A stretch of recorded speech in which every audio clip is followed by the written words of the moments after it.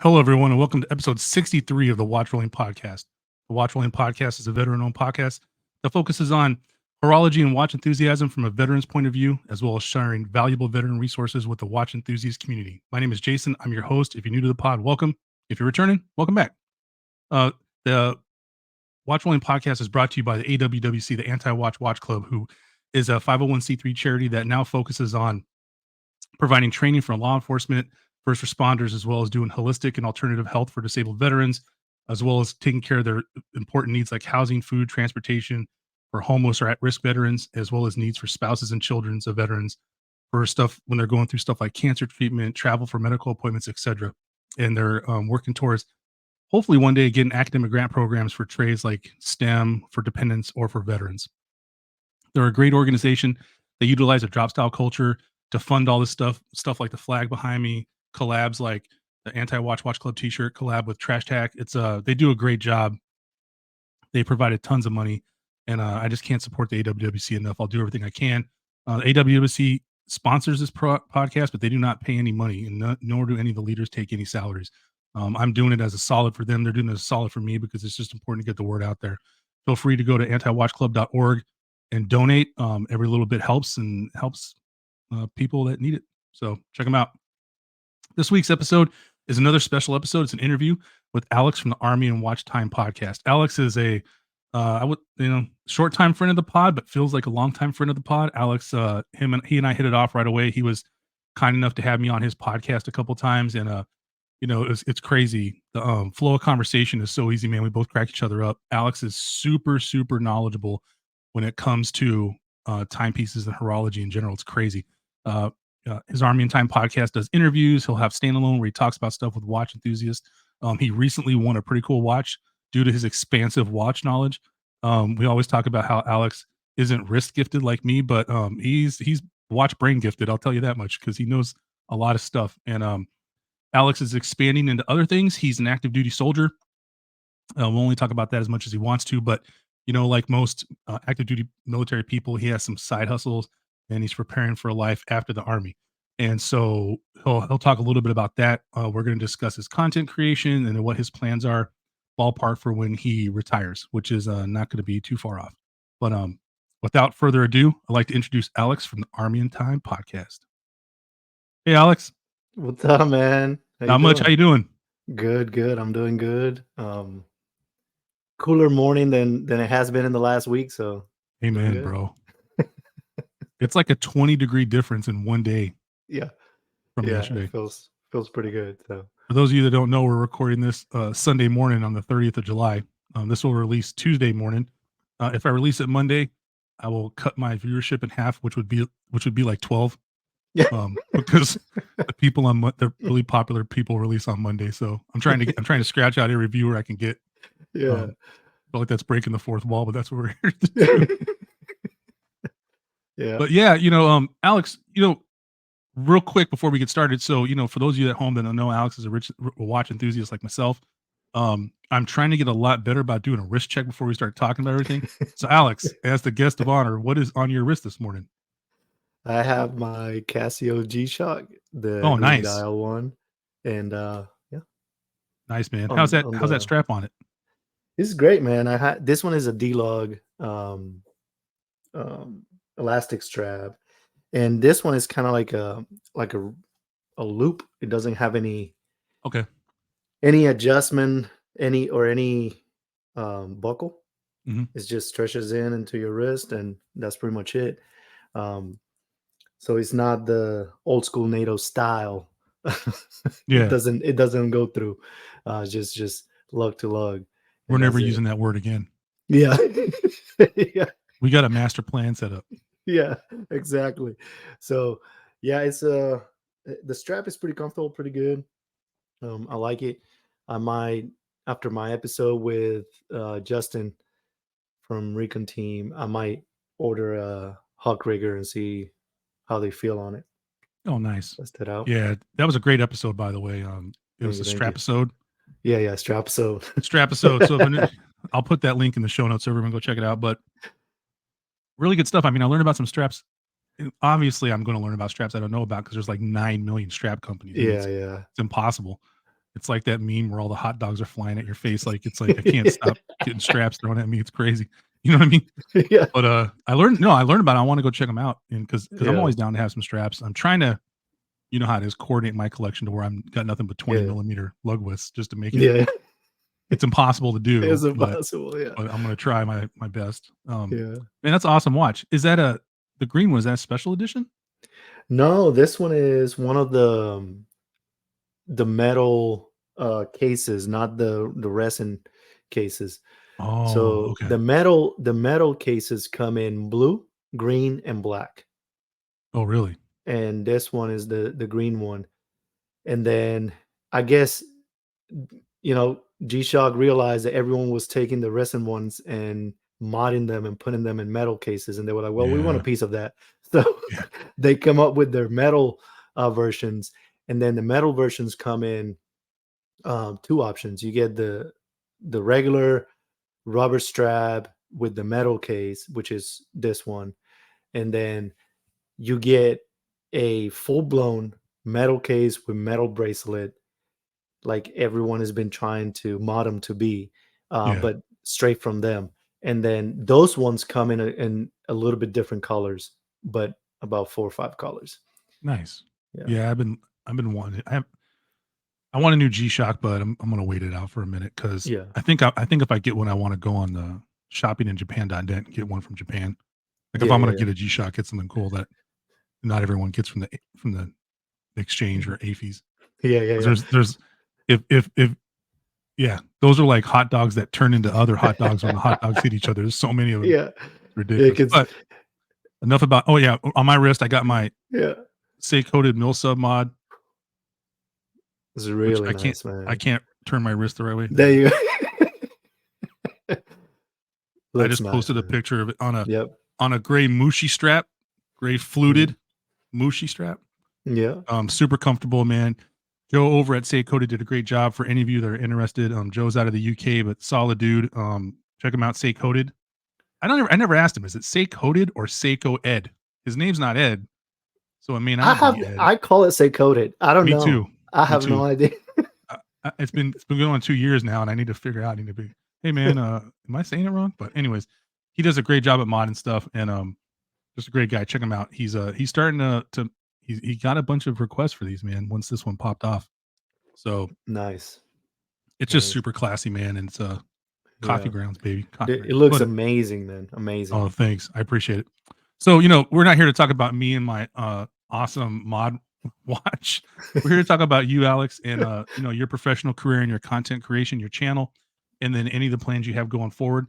For those of you at home that haven't listened, I know Alex, we talked about it, but my goal with this interview series is just to provide people that are in or around the veteran space or content creation space for watch enthusiasm to kind of, I always talk about sharing valuable veteran resources with the watch enthusiast community. Well, and those of us that are military affiliated or retired or active duty understand that our people are our greatest resource, right?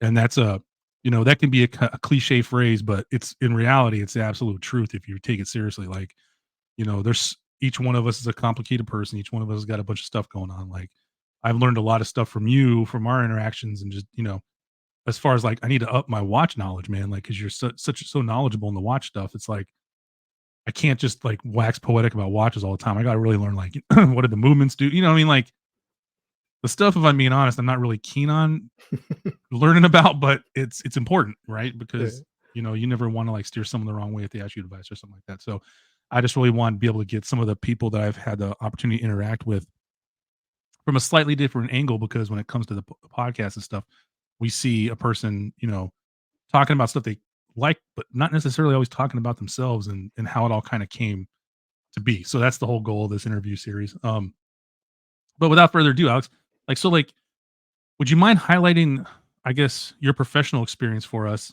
and then how did that lead to you kind of becoming a content creator?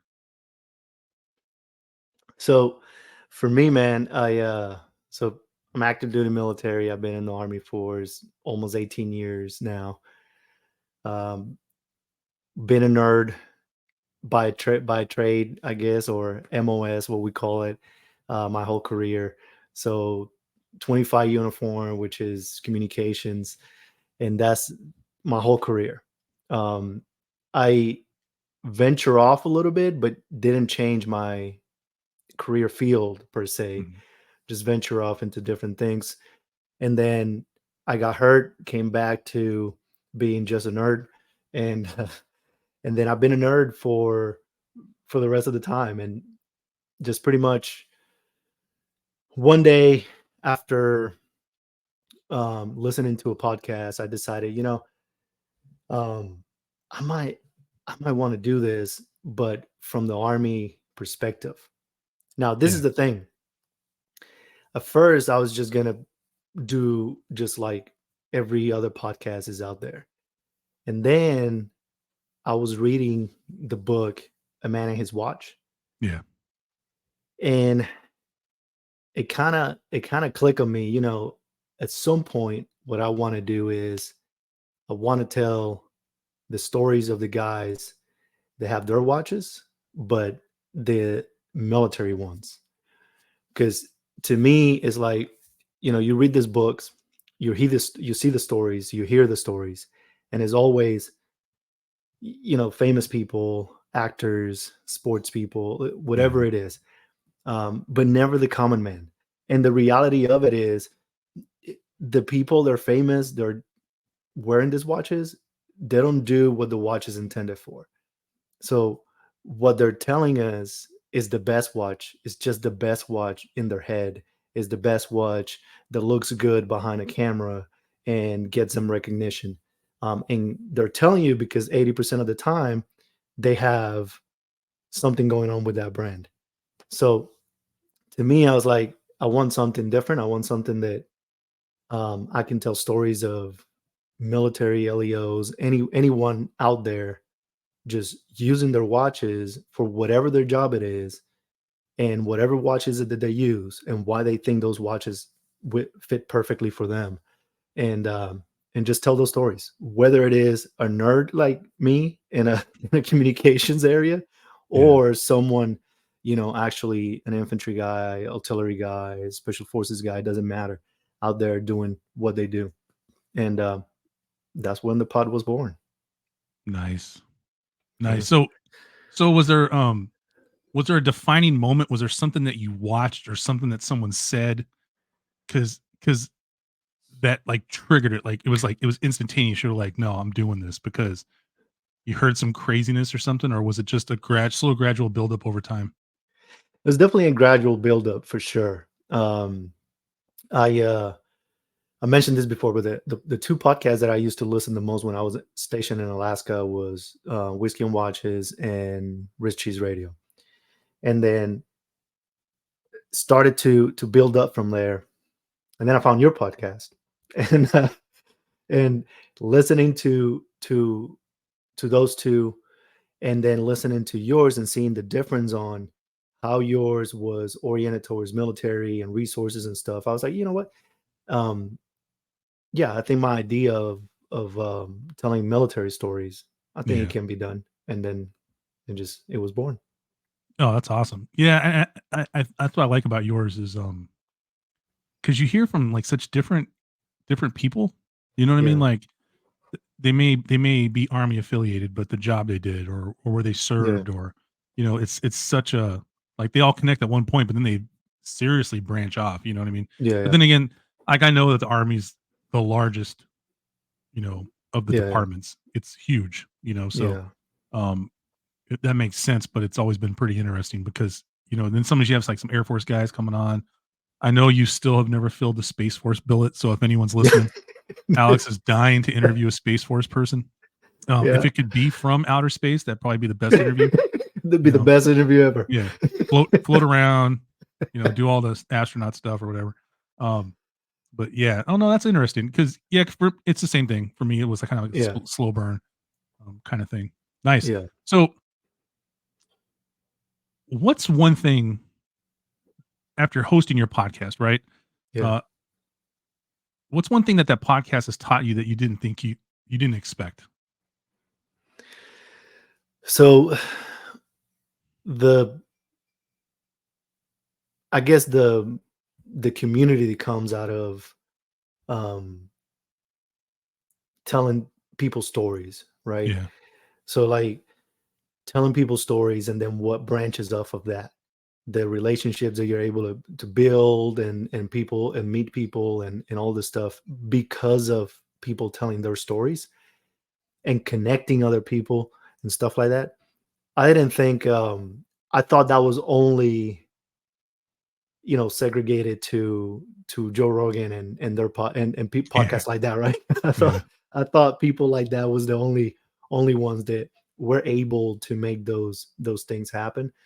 And I was very surprised that even at the beginning, when I had like one person listening, maybe, Yeah. um, like being able to make those connections for other people, Mhm. the people, you know, I don't know, it's just the relationship, the community that comes out of it is the one thing that surprised me the most. Um, that I didn't think it was possible, I guess, especially in this niche community. Yeah. Yeah. So it was pretty cool to see that starting to happen pretty quickly. Yeah. Yeah. Yeah. I mean, so that community being unexpected. Is there Yeah. anyone in particular, or and I know it's impossible to remember everybody, but Yeah. you're speaking community. Are there any people out there that made a big difference for you from the beginning, like helped you out? Anyone that you mentored under, or anyone that took an active role in helping you with your podcast or whatever that whole thing is from the beginning till now? Have you had Yeah. anybody? So at the beginning, the only person that I talked to about the podcast, it was you. Oh, really? Yeah. The only person that I talked to about Oh the man, podcast, it was you. I And love being a then single point of failure. That's the best. No and pressure. then and then so there was probably within the last year or so, um there was a couple of points where I talked to Enrico from Rico Watches podcast and about different things, and he helped me out with that. And um and then honestly everything else has been bouncing around learning. So Yeah, you know trial and error and just hitting the walls and rearranging, because a lot of times there is an extreme push to be extremely well produced, yeah, and that wasn't my goal. So having to refocus a couple of times is just part of the deal.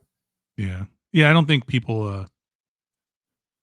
I mean, I'm sure some people get it, like in some professional areas, but I don't think people get it that much about us veterans or active duty military, right? Like Yeah. we're expected to start regardless of how perfect or imperfect the situation is. Yeah. If something's supposed to start at 07, you're not Starts at like 0 you're not telling your boss, "Oh, we got to sit around until 7:30 7. because we haven't had 4 sausage patties yet." You know what I mean? They're like, Exactly. "What?" Like, no, Yeah. man. We got to start. So you're better off just putting your foot forward and doing it. Yeah. Because then you learn more. I Yeah. honestly feel like you learn, and if no one's watching, who gives a crud? You know what I mean? Yeah. Like, who Yeah. cares? You don't Yeah. got anyone watching anyways, right? Exactly. You always Yeah. have that one herb that goes back and it's like, "Oh, well, actually, in episode 1, you said this." You're like, "Dude, that was like 400 episodes ago.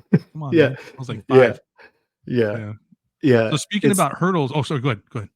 No, no, I was gonna say it's crazy how that's different from civilian life, because or non-military life, because I don't think that happens anywhere else. Like for us, it's start, doesn't matter what. Yeah, yeah, bro, I'm telling you, like, F Yeah. around and forget your socks or something. Yeah. You'll have no socks. Or forget your jacket. Like, Yeah. congratulations, you're gonna be freezing outside. Yeah.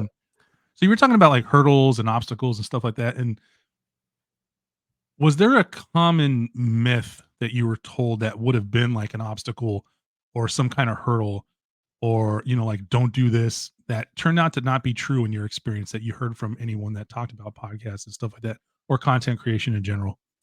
Yeah. So the first one was that when um when I started researching how to start a podcast and all that stuff, the main thing that comes up all the time is um you gotta be able to write down 10, 20 episodes. If you can, that means you don't have the way forward for a podcast. Yeah. And honestly, I sat down and I did 10, right? And by episode 2, all those 10 had changed. And I'm telling you, because Yeah, man. you don't know yet what you want to do. You don't know the feel. You haven't tried it out, and then you try it, and you're like, you know what? That's not what I want to do. I want to do this. So what I would say is, if you have enough to say, or you feel like you have a side of the story that you want to tell, and you have an idea, just do it. Just do it. Like Jason said, like start, have yourself a hard start date, start it, and then adjust from there. Like, Yeah.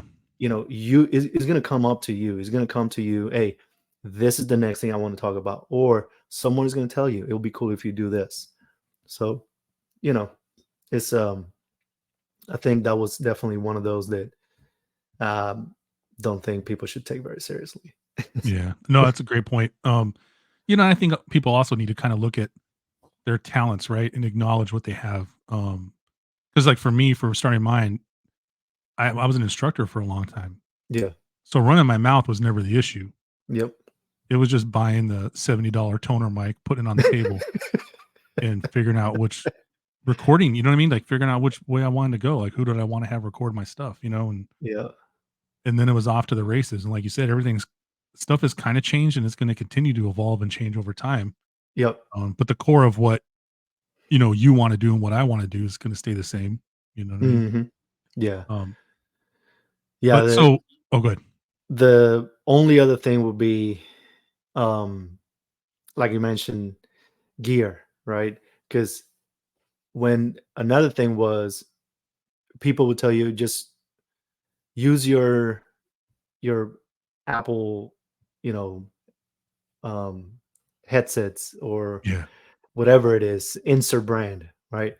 And it, I did it, and I went really quickly, learned, nah, because audio is very important, and Yeah. you want it to translate how you want it.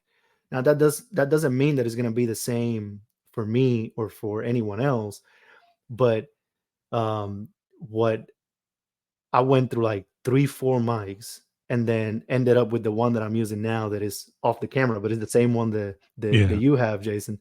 And if I would have just gone with my gut and got a good one, it would have been this one anyway, and I Yeah. would have got it at the beginning, and that was it, as opposed as having to um, buy 3 or 4. No, you're right. I had a toner TC777. Great Yeah, mic. I gave it to Cody so he could use when he does stuff because I yeah, moved up to this Blue Yeti.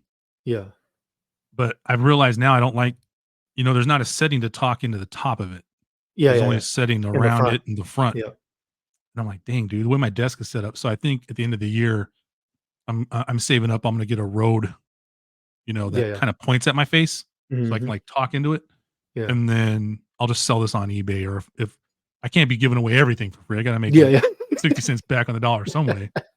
Yeah. So if someone wants to buy this, I'll sell because I did the whole thing where I drilled a hole in the desk and I did the mount on the Mhm. thing. But yeah, you're exactly right with that. Yeah. So far with your content creation and stuff, what was the biggest challenge you faced, and how did you tackle that challenge? Because I know it's a little bit different for everybody. Yeah, for me at first, like, I don't know, it's started rolling pretty good, doing the episodes. And honestly, the hardest part, which is still probably the hardest part, is finding people, because when you're a different when you're a podcast or a YouTube channel that's dedicated only to interviewing the heads of brands, or micro brand owners, or famous people, those are people that are very keen into showing up to shows, or talking in public, or having their voice out there. Mhm. when you're talking to military people and LEOs, it is there is a lot of hesitancy on putting their voice out there. There is a lot of hesitancy on telling their story because they're afraid. First of all, we all know you got to tiptoe around everything when you're military or LEO Yeah. about talking about what you do, your story, and stuff like that. Like you got to tiptoe around everything, and a lot of people get scared because they heard of someone who, especially nowadays, like you'd be surprised how many young soldiers or young military people get in trouble with having a social media profile where they accidentally, showed something that they shouldn't, or kept their top on and it showed their unit patch, and those things are unauthorized. Yeah. So unfortunately, you know, people get in trouble and so on. So people get scared. People don't want to do it, and it's hard because it doesn't matter. Like the first thing when I approach someone, the first thing I say is that we just want to tell the story of your watch story as it relates to what you do in the daily. You don't have to talk about your military career, your unit, none of that Yeah. stuff. Um, or if you want to, that's fine. But trust me, I'm not going to steer you into an area that's going to get you in trouble. Yeah. But still very, very hard, or a lot of hesitancy. So reaching out to people and being like, hey, I want to tell you a story, and then being okay with it is hard. Yeah. So that's the hardest part of content creation when it comes to my podcast. Nice. So do you feel like was there anything in particular you did to help the people open up and come on, or is there anything that Yeah.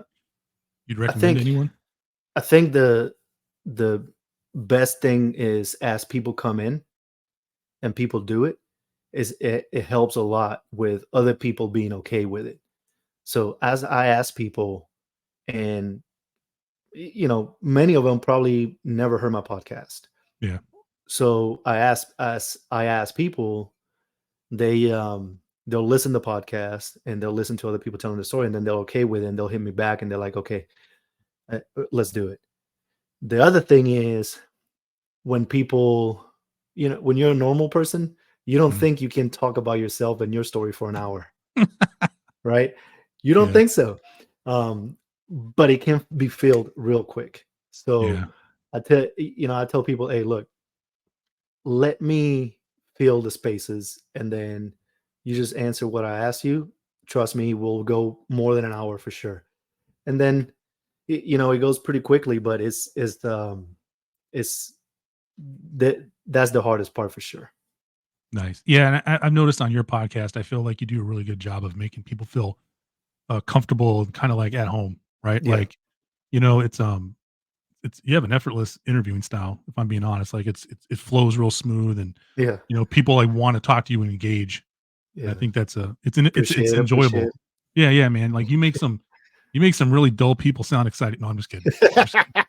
You trust me, I'm just kidding. Yeah, Everyone you interview, I think I know, and I'm just busting their chops because I yeah. probably run my mouth too much. But so so far in this content creation thing, right?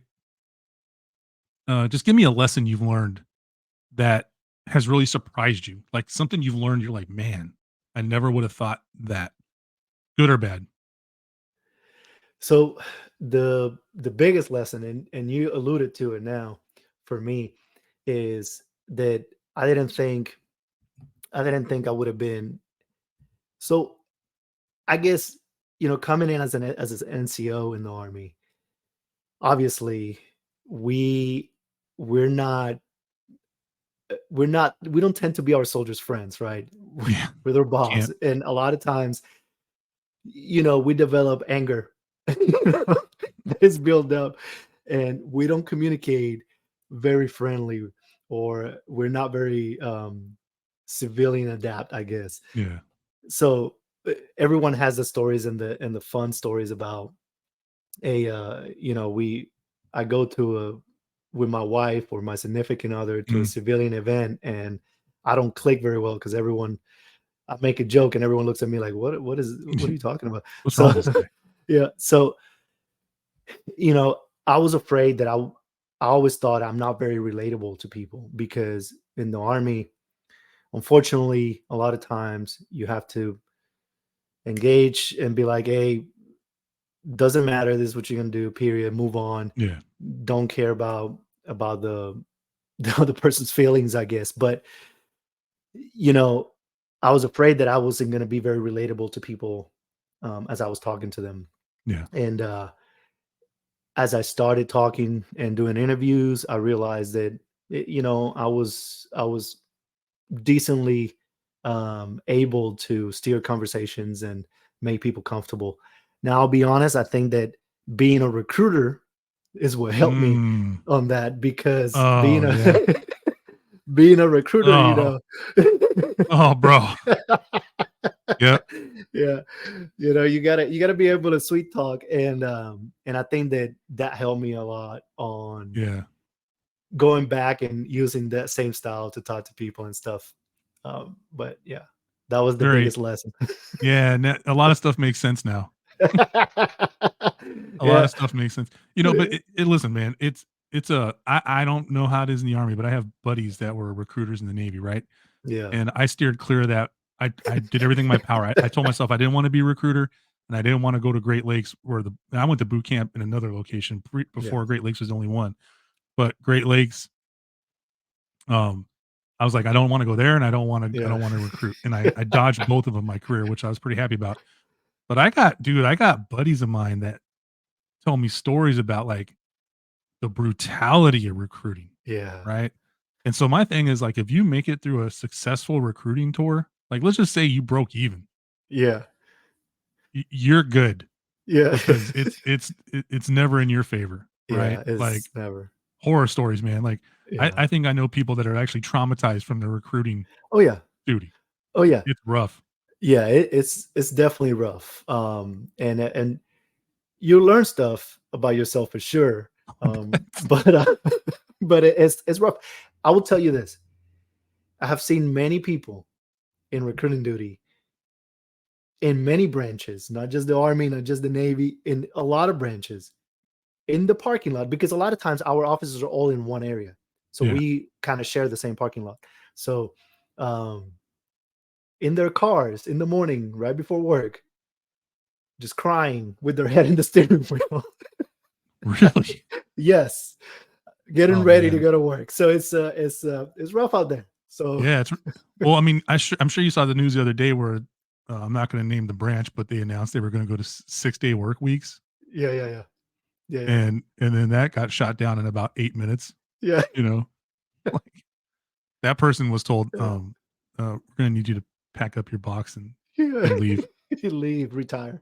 So, speaking of resiliency, which is pretty much what you need to get Yep. through recruiting duty, is there a personality trait that's transitioned from, any of maybe your lessons learned from recruiting, your lessons learned from your time in, that you've applied to your content creation and stuff like that? And then if so, what is it?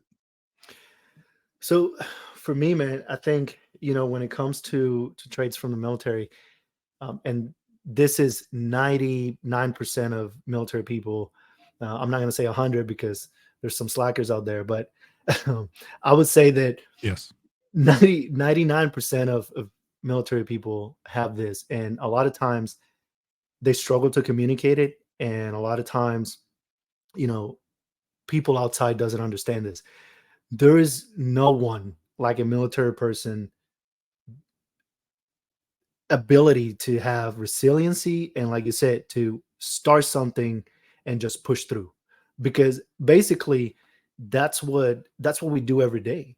Like, Yeah. if you think the military is this well planned machine that tells you everything and you're good to go golden, you're erroneously, horrendously wrong, right? This is what we need to do at this moment, and it needs to be done by this time. And then they expect you to plan everything in a matter of 2 hours or 20 seconds. And then basically you got to start it and you got to push through and push through and push through until it's accomplished. And through that process of pushing through to get it accomplished, there is a lot of resiliency that Yeah. has to be taken into consideration. So the ability for military people to do that without looking back and just say, look, I got to get it done. I'm going to keep pushing through and I'm going to get it done, period, for whatever the reason is insane. Like I see stories of military people or veterans starting their own companies and going through these things, and their ability to push through and get to the other side as quickly as possible is insane. And I Yeah. think that I'm not saying I'm the best one at that. I'm just saying like that definitely helped me because, at the end of the day, you're going to get a lot of touch points, a lot of, friction, Mhm. and it still happens and you're going to continue to get it. And you just have to keep trucking along. You just have to keep pushing forward and get your idea out. And that's it, period. Because it's not going to be easy. There's always a learning curve. But when it comes to things that you want to do, that's the only way. That's the only way to do it. Yeah. No, I agree. And I think it's, it goes back to your community thing too. Like once you got into the content creation space like that and you started to talk to other veterans or active duty Yeah. people, it's comforting knowing that Yeah. you're working with other people that should have the same baseline as you, right? Yeah.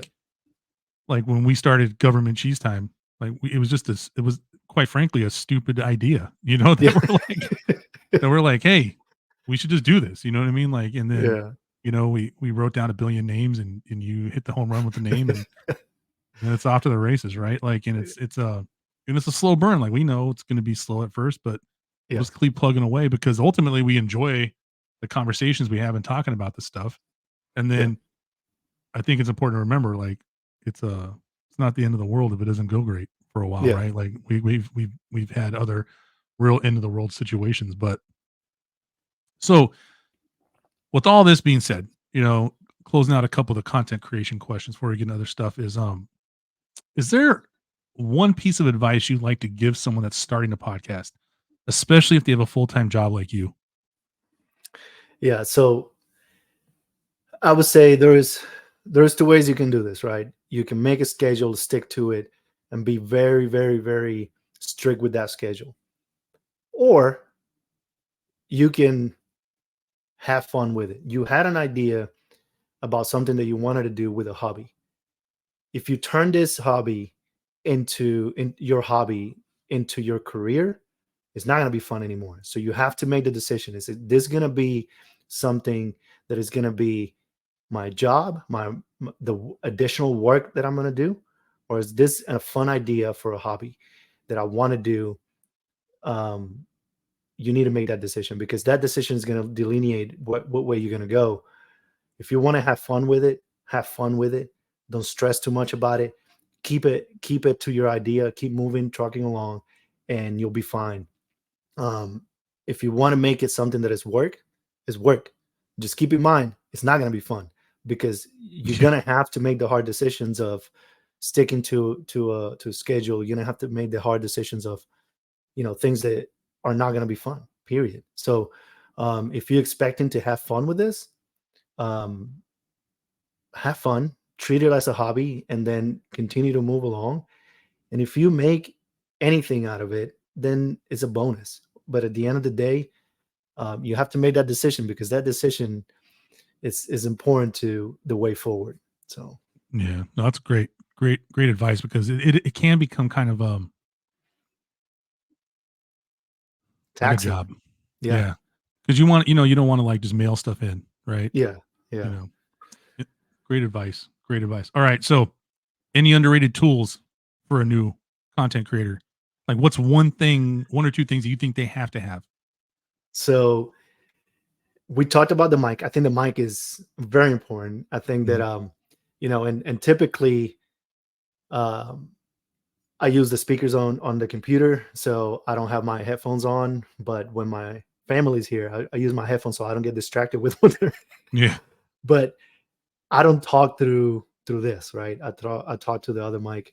I think it's important because that someone is going to start listening, and if they don't click with your voice, they don't click with the sound, they're going to tune out. All right. Yeah. So very important on how do you deliver that. But the other thing is, um, you got to have reliable connection because it's you can have if you're just doing a podcast voice only, that's fine. You don't need to pay for services. You can start. There's many ways to do it without having to pay. So that's not an issue. But you need to have reliable connection. So you need to plan for that. You need to plan for if you're going Yeah. to do it out of your phone. With the cell service, you got to be able to go to a spot where you got good connection. And then this is the kicker.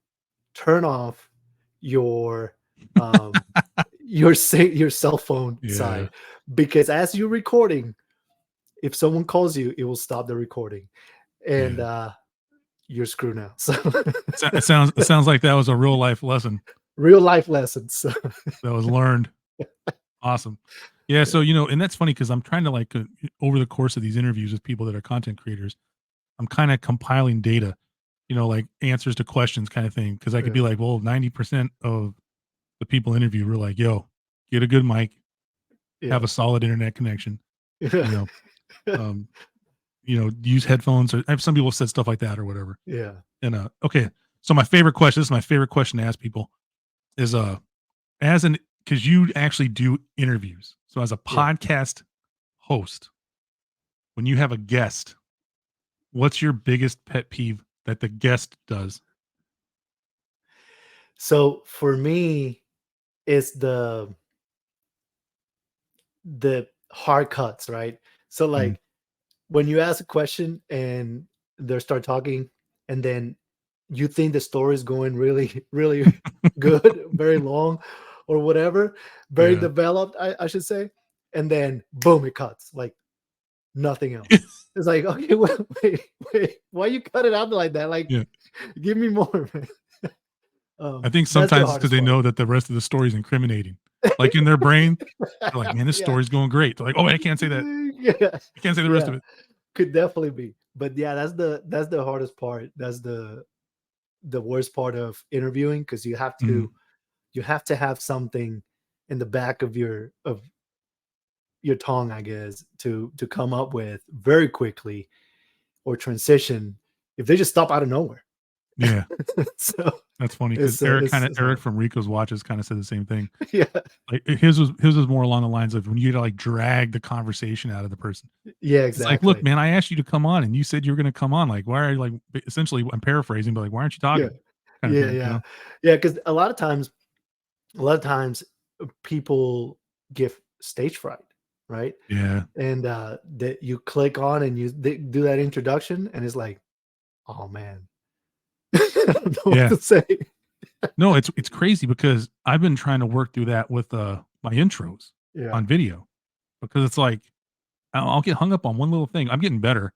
You know what I mean? I've only done 3 of these freaking interviews, but it's like it's interesting, the little things that you get hiccups on. But yeah, for sure. All right, so part of the whole sharing valuable veteran resources with the community is that there's a lot of individuals like yourself that are active duty, that are on the verge of retirement or working towards a plan. And I was in the Navy so long, and I've been around the Navy so long that those plans could be a million different things. People, I know people that go into finance, people that go into their own personal small businesses. Some people want to become like government contractors or get a government position. Some people want to go to Bora Bora and disappear for the rest of their lives and live off the grid, right, with a ham radio. Like it's like I don't know. There's a million different things people want to do, right? But I also enjoy showing a personal side and a creative side of veterans or active duty or anyone that comes on the show, because watches aren't the only thing that we're interested in, and watches aren't the only thing that we have in common. And you have some side stuff that you're planning to use when you retire. So if you want to share some of that, because I think it's important if someone's actually interested in the same thing to kind of know about that, and that there's if any resources you might have or something like that for it. So what is it that you do on the side? Yeah. So I think majority of people in the military, as they start making it a career, one of the things that we do is you have your fire, and then you add whether it's wood or coals, whatever you want to decide to reference, but you add to it, right? And you have your main source of the fire, and you just adding. So for me, I think that you have to plan. So anyone that's getting out or planning to retire, you have to plan, period. That's just how it works. Nothing, no different than when you were in the military and you were trying to execute something. So I been doing nerd stuff for 18 years. So I decided, that's my one thing that is technically the most for sure thing, because you have so much experience, and the more you get towards the end of the career, you start learning how to translate what you did to civilian life. And then I got a degree in IT project management, a couple of certifications in order to continue that if that's the route. But then that's the one thing that, you know, if I can't get this other things going, that's my main source of the fire. Everything else is just adding on. And what I did was I started a couple of things. So I started to say, like, what do I like? I like photography. Um, I don't necessarily show that in my watch content. Yeah. Um, I don't think I have posted a single picture with my professional camera yet. Yeah. So it's kind of weird, but It's a pain in the butt to do that though, right? yeah, no, Yeah. not really. It's easier. Oh, really? Oh, really? Yeah, because you can actually put a watch in the perfect lighting, and you don't have to be close to get real close in the picture. So when you take the picture, there's no glare in that glass. So Mm. it's actually easier. But um, the ones I realized, I like to do this now. What can I do with this outside? So being in Alaska, I started doing photography, and I started heading in the direction of making money with it.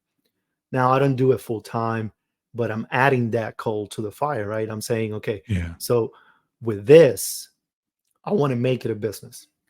So I do have a little side hustle with photography where I do portraits, stuff. The only thing I don't want to do is weddings, because I feel like weddings is an extreme commitment. Yeah. Um, it is hard, but when it comes to your side hustle, you're gonna have friction points, right? So whatever you decide to do, and same thing, you have to continue to truck along. With photography, it's gonna be hard, right? It's gonna be hard because it's gonna take you probably a year and a half before you get your first client. It's just how it is, especially for military, because we move a lot around a lot. Yeah. So you drop your clientele, and now you got to pick up again. And the other photographers in your area are there constantly. So they're with clientele. People know them. They don't know you. So it takes time. But I learned how to compose a photo. I learned how to take the best pictures I can with my gear, and then I started marketing.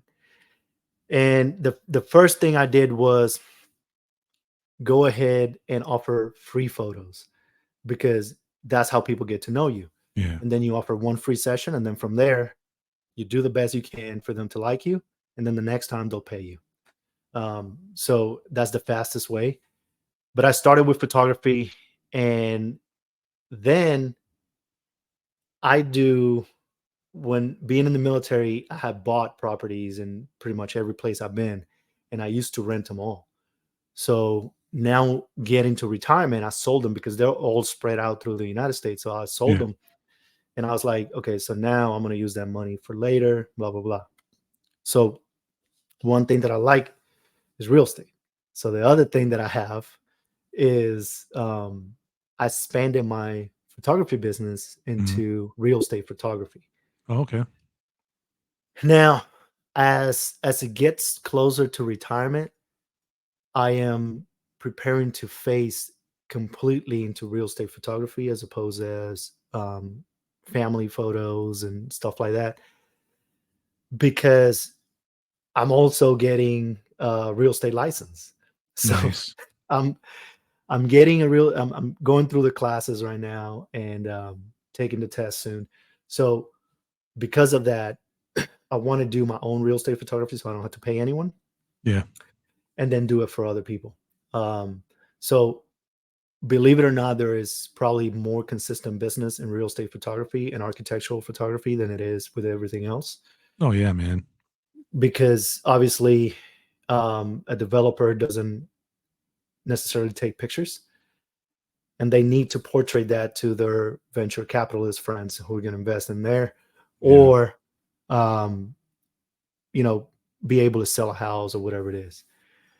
Very quickly, what I learned was there is competition, but the majority of the competition is people want to take pictures of the super expensive homes because they want to post it on Instagram, right? So I went the opposite way, and I went with the houses that no one wants to showcase, and that's your fastest way to get business. So you want to be able to establish yourself quickly, maybe not the exact way you want to, but as soon as they get to know you, everything else comes. Yeah. So I started with regular photography because I liked it, and then I decided I'm going to leave that, landscape photography and all that, wildlife and all that stuff as a hobby, and I transitioning my business from photography to real estate photography, and focusing on just that, and then doing the real estate side hustle. And if everything works out, I hope to do real estate and real estate photography when I get out, instead of continuing what I do in the military. Nice. Yeah. No, that's awesome, man. It's yeah, that real estate stuff's crazy, dude. I know tons of people that, whether it's Airbnbs, Yeah. and you can't sit on the pictures forever, right? If you'd Yeah. update something, you want new pictures, you want to be able to tell a story of whatever property it is you're trying to either sell or get people to rent, Yep. like and yeah, yeah. It's Yeah. well, congratulations, man, because that's awesome to hear. And it's Hey, awesome to hear that you need, I mean, we get told that all the time, right? You got to plan. You got Yeah. to plan. And one thing I always tell people when they ask me, I'm like, look, you got to accept like your plan for real estate and all that stuff takes a while. Yeah. But like, if you want to be a brain surgeon, it's probably going to take a little bit longer. You got to start working on that stuff ahead of time, right? You can't Yeah. just start working on whatever your plan is a year out from retirement. Yeah. You got to be honest with yourself. Like, if you want to work at Ringling Brothers Barnum and Bailey Circus as a popcorn vendor, you probably could start a year out from that. But if you want to have a real estate business and a real estate photography business like yours, you want to at least be able, because what you're doing is building a body of work. Number one, you're essentially building a portfolio you can show people, right? Yeah. And then let's be honest about it. Like, I tell everyone that's active duty or recent vet, like, don't poo-poo your military experience, right? Because there's going to be people that have had military experiences that are good, and they're going to be like, oh, this dude's got a portfolio and he was in the Army for 20 years. So if I schedule an appointment with him at 9, he's probably going to be there at 8:45. Yeah. Ready to go, right? Yeah. And if there's an issue, he's not going to just turn around and walk away like some schlub. He's going to push through it, right? Yeah. Because I've learned that most successful people in any environment, any profession, push through problems and don't show up at the last second, right? Yep. They prepare and they get there early. So that's some awesome advice. So if anyone's interested in photography or anything like that, or any of that real estate stuff, is it okay for them to message you? Yeah, message me for sure, because I will tell you this: every hobby out there is the same way. Just like when we started with watches, and everyone told you need to straight up buy your first watch needs to be a Rolex Daytona. They're going to tell you the same thing in photography, and they're going to tell you that you need a camera that's $5,000. When in reality, if you suck at photography, you're going to suck with the $5,000 camera. So you need to learn other things. And I'm telling you, you will, majority of the time, with 90% of photography, get away with something that costs you a third of that. So, or a fourth of that. So, if you want to hit me up. I'm always willing to talk about it. So hit me up. Yeah. Well, I appreciate you sharing that, because like I said, man, we get into so much different stuff. People plan for so many different things, right? Like, Yeah. I don't know if necessarily photography, or, I mean, I don't know, real estate would be one, but Yeah. Or maybe there's someone out there that's never heard of like real estate photography, and unfortunately, you might have just created more competition. But um, Yeah. I'm pretty sure you can move somewhere when you retire. That's not going to be a competition. But Yeah. so another thing I like to ask people is, of all the stuff you've done, right? All your experience areas, et cetera, et cetera, et cetera. Is there one piece of content, like book, podcast, like movie, I don't know, anything that you ran across that you could recommend to anyone that benefited you? And if so, how did it benefit you? If you don't have one, that's cool too. Yeah, for me, just definitely podcasts. I think that I personally I like to listen to people. I like to it feels more like a connection than just reading. Now there are some people that can communicate very well through writing, but unfortunately that's not everyone. So Yeah. I feel like a lot of times I connect better when I listen to people. And I also feel like sometimes I can pick up when they're trying to, you know, hustle, Yeah. hustle other people. Yeah. So I definitely think podcast is a great way to go, and mainly because, and I'm not going to say this doesn't happen in podcasts, but because it does happen, but when you're looking at, I feel like visual content, right? Whether it's social media or YouTube, has gone the way of, which is a hustle in itself, right? Yeah. So with photography, for example, there is a lot of photography content creators in YouTube that were never really photographers. And what they do is there is some photographer who's been at it for 40 years and is given a class on how to start a business photography business. And what they do is they go to the class and then they take notes, not on the content of the class, but how the class is taught and what they need to teach. And then they go back and recreate the same class and sells it or sell the content. And I think that happens has been happening a lot more in visual content. And I think that with podcasts, it's a little bit less. It is out there. It does happen, Mhm. but is a little bit less. So I feel like with podcasting, I feel a little bit it's more pure as of right now than visual content. Awesome. So you think you get more bang for your buck by listening versus watching in some instances? Yeah, because majority of the time in podcasts, you don't have to subscribe to anything that you pay.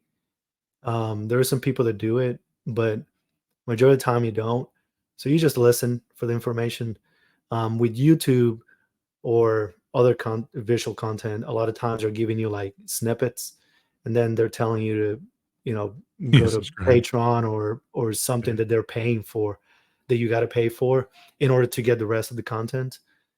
Um, and I don't know, they'll tell you, hey, I have a course that you can get on this, and then you go to the link and you got to pay $250 for $500 or whatever. Yeah, they Or get it's you. they always say it's $250 from 1,000 is right now for the next 10 days, and it's like that for 5 years. So Yeah. It's like the furniture store that's like closing. liquidation sale, Yeah, closing. It's like they've been closing for 4 exactly. years, man. Like, what's going on? Exactly. Yeah. Exactly. So yeah, Yeah. I just feel like it's because in podcasting there's probably less money than YouTube, right? YouTube pays a lot more, especially when you have um, companies that wants to put ads on and stuff like that. So you can make a lot of money on YouTube, but in podcasting it's probably harder unless you're Joe Rogan, right? So Yeah. it's it's I feel like it's a little bit more pure because of that. Yeah. No, I appreciate it. All right. So what's your grail piece? So my grill piece, my grill, right? My it's a Grand Seiko diver that is 40 or 41 millimeters, um, and uh, and it doesn't exist yet. They don't have to change Mm, anything. They just have to make it 40 or 41. It will exist, but it doesn't exist yet. And unfortunately, I don't know if Grand Seiko is wanting to do that. They did release a smaller, the smallest one they have released is 42 point something, and it's part of the Evolution line.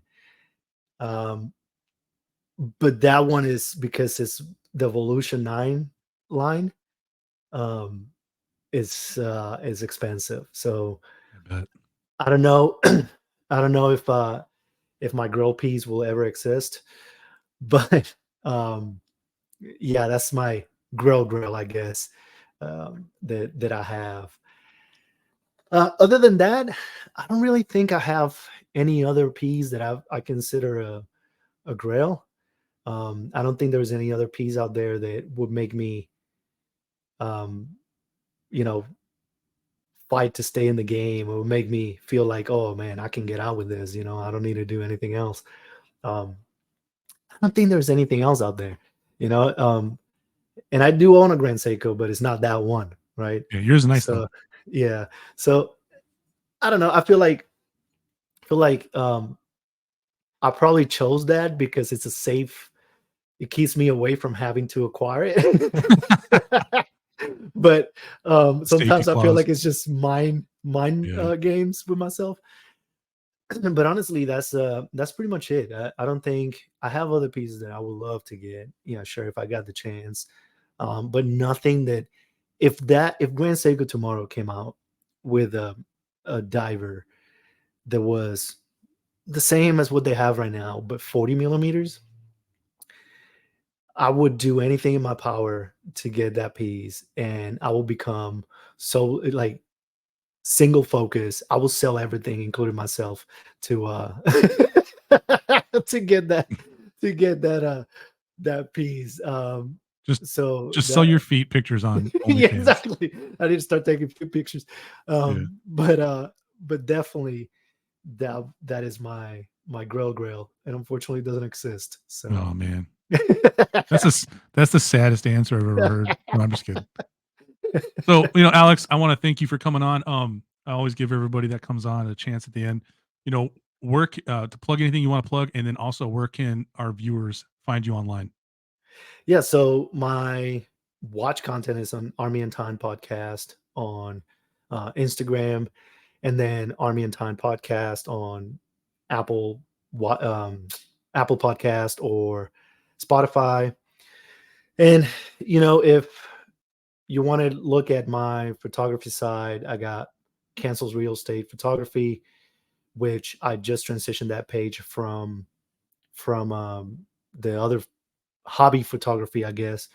So all the content is starting again. So stay tuned, I guess. But Yeah. you can Is go that through Instagram? there. That's Instagram. Instagram, yeah, Kansas State Okay. Photography, and Instagram, and Kansas Real Estate Photography. I'm sorry.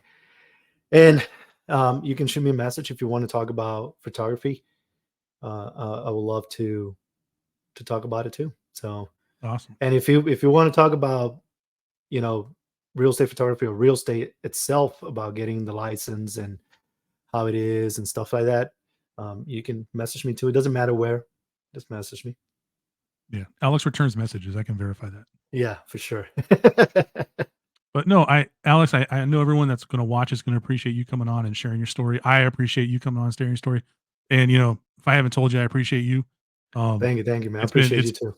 oh, no problem, bro. And it's been great. Getting to build this friendship. Hopefully, one day we actually get to sit down and break bread. One day. For sure. You know what I mean? Yeah.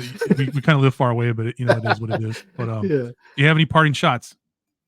No. So support AWWC, a great organization. They sponsor you, Jason, and the Government Cheese Time, and I think is a great organization. What they do is amazing, and they doing it basically for free, no gain. So support them, and then just come listen to Government Cheese Time. Listen to Government Cheese Time. Listen to Army and Tide podcast. Yeah. Listen to the Watch Rolling podcast. Yeah. It's all a blast, man, and it's the communities that we build. But yeah.